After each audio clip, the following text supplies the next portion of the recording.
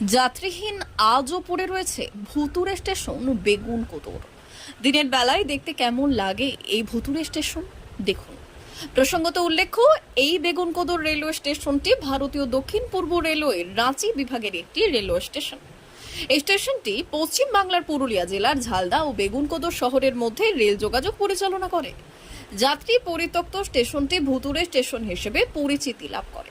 লোকে মুখে প্রচারিত এই স্টেশনে বহু বছর আগে একদিন মধ্যরাতে খুন হন স্টেশন মাস্টার ও তার স্ত্রী। যদিও পরে স্টেশনের কাছে এক কুয়োর মধ্যে থেকে উদ্ধার করা হয় তাদের মৃতদেহ। শোনা যায় সেই থেকেই নাকি অশরীরী কার্যকলাপের শুরু।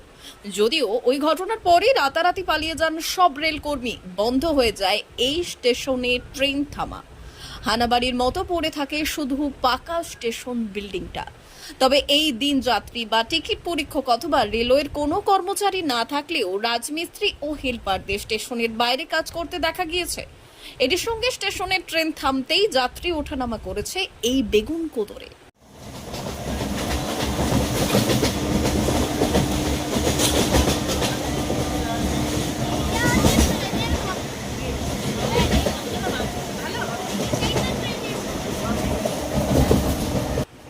D news